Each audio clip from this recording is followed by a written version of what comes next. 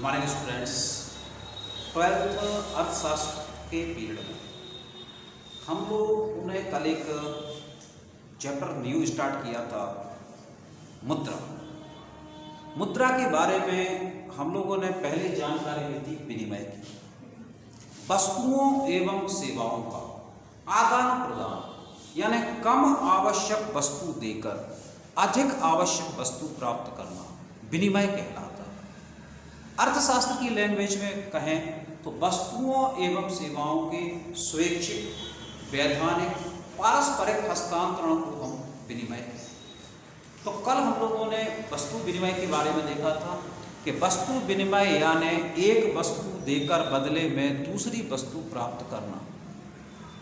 आपके पास 10 रोटी है, आपको 8 खाना है, 2 रोटी देकर बदले में आप कोई ऐसी वस्तु ले सकते हो जिसे रोटियों के साथ खाया जा सके। तो कल हम लोगों ने वस्तु विनिमय के बारे में पढ़ा था, जिसमें अनेक प्रकार की कठिनाइयां हमारे सामने आई थी। दोहरे संयोग का अभाव, वस्तु विभाजन की समस्या, मूल्य मापक का अभाव, संचय करना कठिन, भारी वस्तुओं का स्थानांतरण कठिन। तो इस प्रकार की अनेक कठिनाइयों ने एक ऐसी वस्तु की आवश्यकता पर बल दिया जिसके बदले में इन कठिनाइयों को हम दूर कर सकें। तो इसके लिए मुद्रा की खोज की गई। पहले जो थे कीमती पत्थरों का प्रयोग हुआ, चमड़े का प्रयोग हुआ, बाद में धीरे धीरे धातु प्रयोग में आई। उन परेशानियों को दूर करने के लिए कागजी मुद्रा का जन्म हुआ और वर्तमान में साख मुद्रा, यानी जैसे आप क्रेडिट कार्ड देखते हैं, चेक देखते हैं, बैंक देखते हैं, तो साख मुद्रा प्रचलन में है। तो आज हम लोग मुद्रा के 2 महत्वपूर्ण कार्यों के बारे में जो है जानकारी देखते हैं। यानी मुद्रा के कार्यों को कई भागों में बांटा गया है। इनमें आज हम सबसे पहले देखेंगे मुख्य कार्य।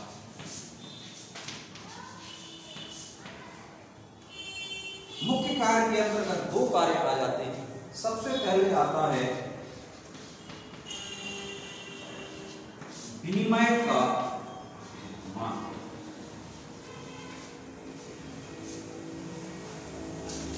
यानी जो मुद्रा का आविष्कार हुआ, उसके पीछे जो खोज के पीछे सबसे बड़ी बात थी विनिमय का माध्यम। यानी मुद्रा की अनेक कठिनाइयों ने विनिमय यानी आपसी लेन देन में समस्या पैदा की थी। दोहरे संयोग का अभाव, यानी यदि आपके पास 10 रोटी हैं, 2 रोटी देकर आप बदले में कोई सब्जी लेना चाहते हो, तो आपको ऐसा व्यक्ति खोजना पड़ेगा जो आपकी रोटी ले ले और बदले में सब्जी दे दे। यदि ऐसा व्यक्ति नहीं मिलता है तो आप विनिमय नहीं कर पाए। बस अच्छा, ये जो विनिमय होता था इसमें आवश्यकता महत्वपूर्ण थी। एक व्यक्ति यदि मान लीजिए भूखा बैठा है, उसके लिए रोटी जरूरी है और उसके पास एक हाथी है, तो बदले में उसे हाथी देना पड़ेगा, क्योंकि रोटी के बगैर कार्य चलेगा नहीं।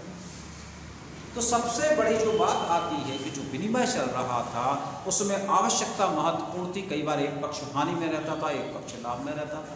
भारी और वजनदार वस्तुओं को एक स्थान से दूसरे स्थान पर लाने ले जाने में कठिनाई होती थी। तो इन सब परेशानियों के लिए सबसे बड़ी बात ये हुई कि ऐसी कोई वस्तु होना चाहिए जो विनिमय का माध्यम बने, यानी उसे देकर आप वस्तु प्राप्त कर सको और उसे प्राप्त करके कोई भी वस्तु आप दे सकते। तो मुद्रा का सबसे बड़ा माध्यम है, मुख्य कार्य है कि मुद्रा विनिमय का माध्यम।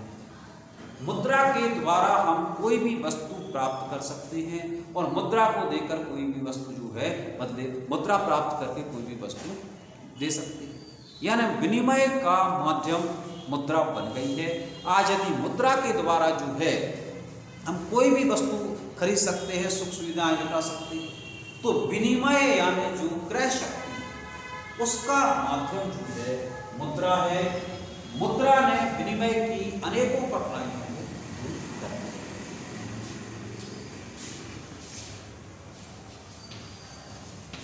सेकंड आता है मूल्य का माप। विनिमय में दूसरी समस्या उभर के आई कि मूल्य का मापना कठिन था, यानी कौन सी वस्तु महंगी है, कौन सी सस्ती है, कौन सी मूल्यवान है, इसका कोई आकलन नहीं था। मुद्रा ने इस बड़ी कठिनाई को दूर कर दिया है। आज किसी वस्तु का हम कहते हैं ये पेन 10 रुपये का है, तो वो पेन 10 रुपये का है, कितना कीमती है यह हमें मुद्रा के द्वारा ही मालूम पड़ता है। तो आज मुद्रा के जो द्वारा जो है हम किसी भी वस्तु का मूल्य आंक सकते हैं, मूल्य को व्यक्त कर सकते हैं।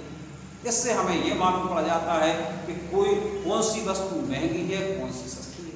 और जब आपको ये मालूम रहेगा कि कौन सी वस्तु महंगी है, कौन सी सस्ती है, तो इसके आधार पर आप विनिमय जो है स्वेच्छा से कर पाओगे। सेकेंडरी इसमें सबसे बड़ी बात ये हो जाती है कि मुद्रा यदि आपके पास है तो विनिमय करने के लिए आप मजबूर नहीं, यानी जरूरी नहीं है कि आप किसी से वस्तुओं का आदान प्रदान करो। मुद्रा के द्वारा जो है आप वस्तु प्राप्त कर सकते हो, यानी जो मुद्रा है यह विनिमय का माध्यम भी बन गई है। और मुद्रा के आधार पर हम मूल्यों को माप सकते हैं, यानी कौन सी वस्तु महंगी है, कौन सी सस्ती है, इसका आकलन कर सकते हैं। तो ये मुद्रा के मुख्य कार्य हैं। आप सभी के लिए स्वतंत्रता दिवस की हार्दिक शुभकामनाएं। स्वतंत्रता का मतलब कभी भी मनमानापन नहीं होता। यदि आप अपने घर में बैठे हो और पता नहीं आप लोगों ने किस देवता की पूजा की है, ऐसा क्या किया है कि इतनी लंबी छुट्टी आपको मिली है, लेकिन इसका मतलब ये नहीं है कि आप अपने घर में बैठ के मनमाने रहो। स्वतंत्रता का मतलब होता है स्वयं के अधीन होना। तो जो है हमेशा हमें ये ध्यान रखना है कि स्वतंत्रता का कभी भी अनुचित फायदा नहीं उठाया जाता है, मनमानापन नहीं होता है।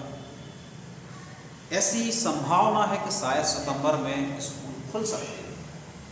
ऊपर वाले की मेहरबानी रही तो सितंबर में स्कूल खुल जाएंगे।